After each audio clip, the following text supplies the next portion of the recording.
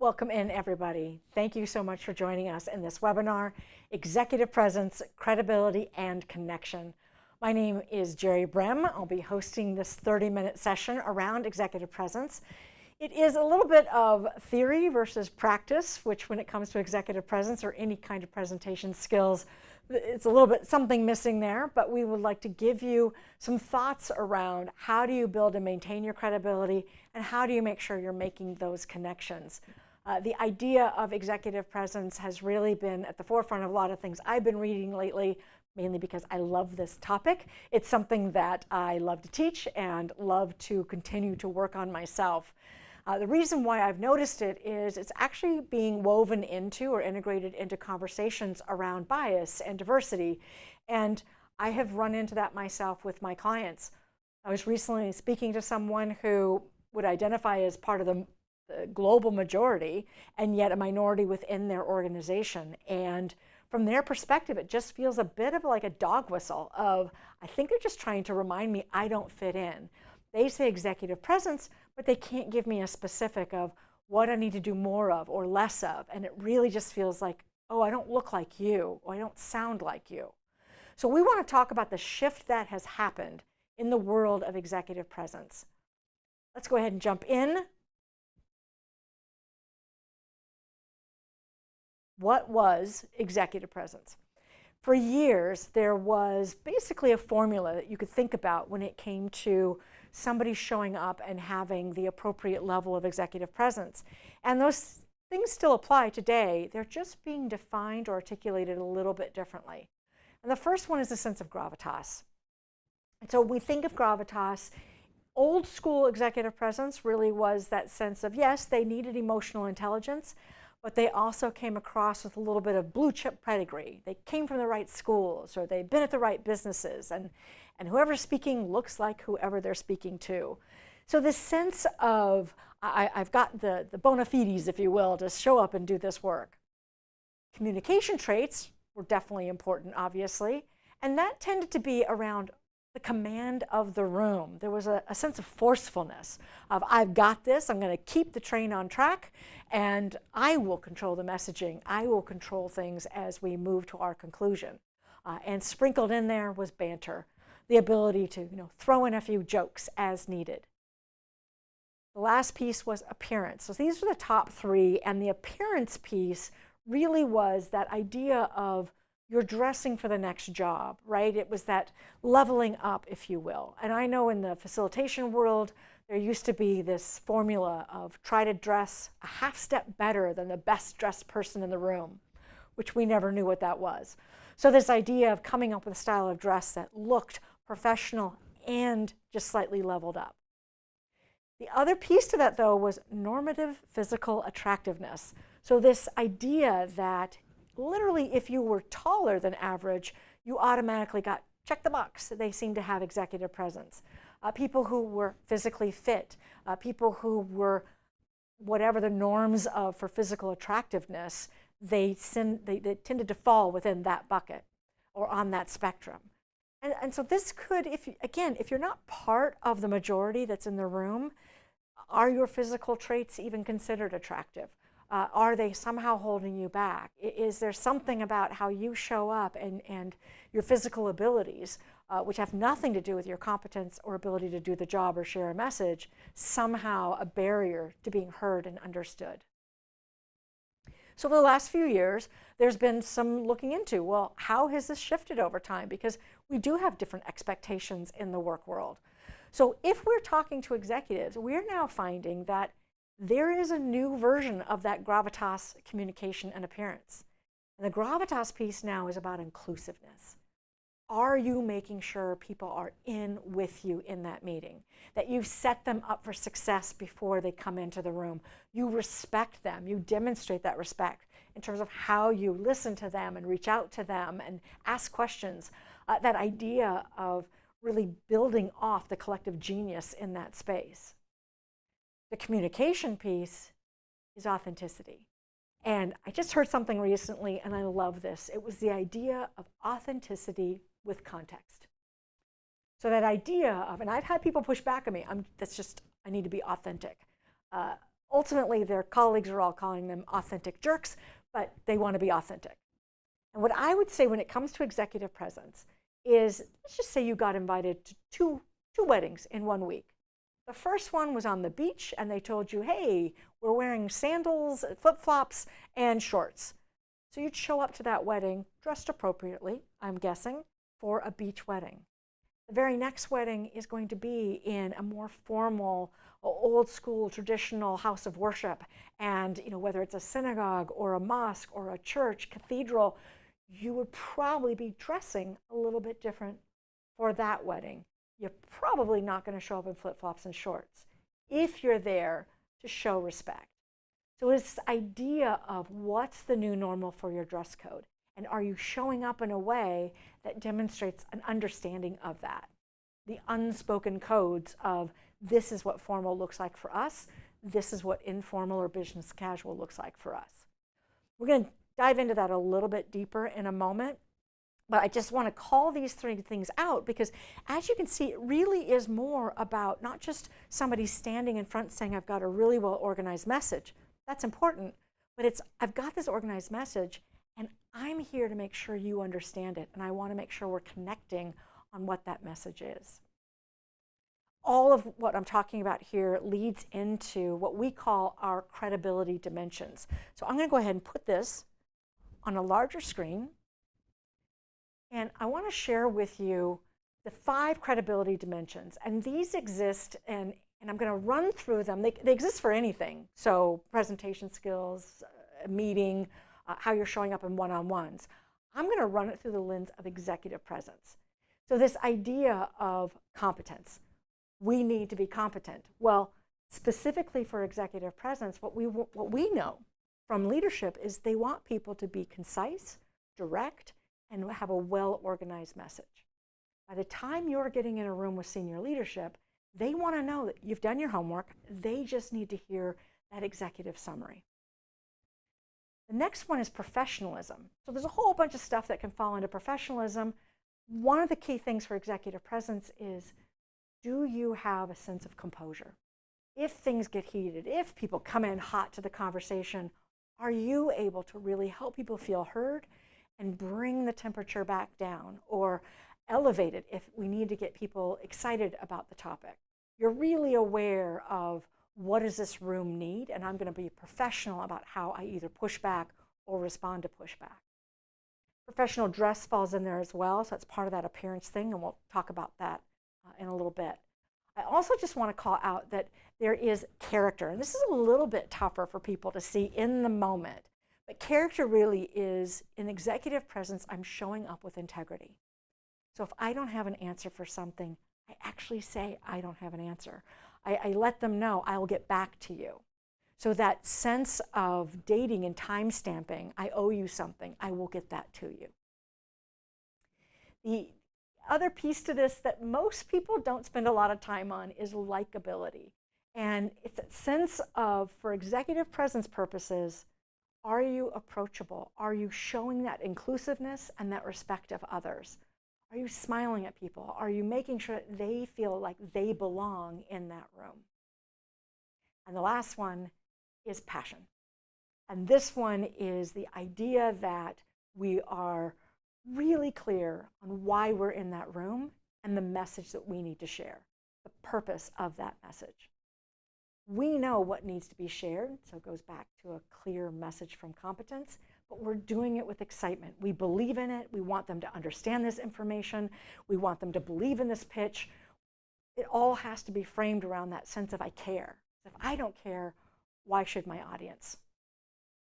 So we've got these credibility dimensions, and what I'm going to do is actually put this on full screen, and we're going to have you actually do a little bit of a poll.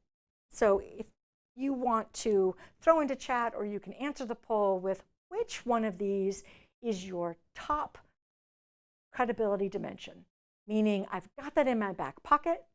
This is something that comes naturally to me, or I've really worked on this one. This is right now where I'm at in my career. This tends to be what I get feedback on. I tend to be really high in this space, and I'm seeing the answers come in. And we've got, yes, competence and professionalism, fantastic. getting some likability there. That's actually new for me. I don't typically see that when I talk to folks. Most people get caught up in, do I look and sound like I've got executive presence? And they forget that human element of it. So congratulations to those of you that have tapped into the likability. What I'm not seeing here is any passion. That one didn't get any love, ironically. So that's not surprising. That idea of what's that level of interest I show in it, and how do I show up and let people know I care about this? What does that look and sound like? The next, I'm going to close that poll, and the next poll I want you to respond to is, which one for you needs the most work? Now, I know we didn't have any love for passion, but that might not be the only one that people might call out as low. And yes, I'm even seeing competence as one of the first ones somebody clicked into. That makes sense. As we grow our careers, if you've been recently promoted or they've added scope to your role, it could be hard to actually feel confident when you go in front of others to answer those questions and to have a well-organized message. This is new information. You're going to have to up your competence, if you will.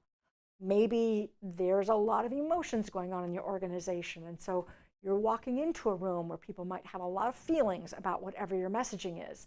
Maybe professionalism is the one that you're finding is a bit more challenging right now. And as we said, we definitely saw some passion needing a little bit of focus and energy as people move forward.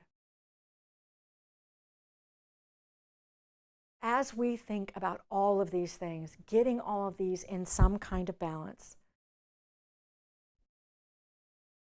what we're really doing is we are finding ways to be our best self, right? So it's not just my authentic self, it's my best self, and the self that helps others feel like they belong in the space.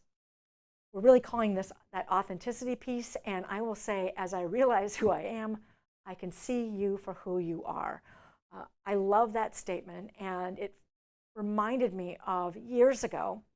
I was teaching presentation skills, and I happened to share with the group that I had studied theater when I was in college, and somebody had said, "Oh, that's why you're comfortable up there." And I had this flash and went, "No, that's absolutely not it at all. I was a very awkward, introverted high school student who chose theater for college as a way to put a veneer up, as a way to sort of express myself, but always through this shield of being something or somebody else." When I showed up and I needed to start facilitating and running meetings and presenting, I needed to get comfortable with who I was. I'm not everybody's cup of tea, so just being comfortable in my own skin. And the more I was able to do that, and the more I just said, this is who I am, and I can keep working on it, but this is who I am, the easier it was for me to really see and accept and revel in the people that came into the workshops I was teaching. So there is that sense of that vulnerable place we go sometimes, being your best self so that you can let other people's best selves show up. Now, some of that authenticity, there's even a bit of a pragmatic approach to it, if you will. That is thinking about that idea of a new normal, right? So we talked about the clothing. If we work in an organization where the culture is more formal, we're going to have to get suited in, whether it's a little black dress or a suit or some kind of more formal wear. And that still is the appropriate dress code for a lot of law firms and more traditional organizations that have been in business for over 100 years. You'll still see the executives showing up in that more formal attire. One of the big takeaways I want you to know about executive dress is dark tends to equate to formal. So if you have a situation where I don't know how formal it needs to be, but I want to make sure I look professional, go for the darker things in your closet. Black, navy blue, they're going to come across as a bit more traditional, honestly, but also a bit more formal. And the more structured the fabric, the more you're going to actually look more buttoned up. The more layers, as long as those layers are crisp, the more buttoned up. So a three-piece suit, there's three pieces, the tie, the collared shirt, the suit coat, all of those are layers that that person has on. The person on the far left of the slide is in just a simple black dress, but if they were to put a scarf around it, or they could maybe even have a coat over it, that would, again, level it up as long as it was crisp fabric and structured fabric. I'm obviously wearing black today. It is my go-to choice most of the times I'm training, particularly when I know I'm going to have a mixed audience. It is a sweater for all intents and purposes, so it's a softer, less structured fabric, even though there's a bit of tension in the weave. So that's my go-between of formal versus business casual. Business casual, we hear it all the time. It's a little bit of a nebulous phrase. We just know that the tones of the clothes tend to get lighter. It could be collared, it could be uncollared. Again, layering can help level up somebody's look. Putting a jacket on, even if it's just a tweed jacket or a sport coat, it's going to level up somebody who might be in jeans or casual pants. So there's this sense of, I don't have to be completely tightened up, but I can relax a little bit. Many of my clients are very, very relaxed. And it is an environment of jeans and flip-flops and sneakers. And that kind of new normal, if you were to show up in the business suit, it could be off-putting. It could be, okay, are you here from corporate? You're not one of us. So it's not about being inauthentic. It's about saying, okay, well, what's the level I can go to that relaxes my style just so I'm not completely out of the norm? And you'll see people are in sweatshirts, which is that going back to a very soft, unstructured fabric. Somebody might throw a jacket on, or they might wear more interesting flats, if you will, or the most expensive sneaks. And that's going to be part of the ways that they might level up their look if they are truly in a casual environment. I've got some clients where I highly recommend, they might like to wear interesting t-shirts with messages across them. If you want to be safe and look professional, wear your branded t-shirts. If it's a video game company or some other kind of product, at least the polo shirt or the t-shirt that's branded to the product is on point. I once had a young man, and this was at a record label, and he was practicing his stuff, and he said, I want to be taken seriously. And I'm a jeans, and he had a retro t-shirt on, I think of the Jackson 5, and he wanted to say, how would I make this look more professional? And I gave him the advice of sometimes you just throw a sport coat on, and he got this look in his eye and rushed off to his desk during the break and came back wearing, as he bragged, his thrift store sport jacket. And it was amazing. It was just that one little addition. He completely looked like he was ready to go into any office, talk to the division president, and make his pitch about what he wanted to do with the artist.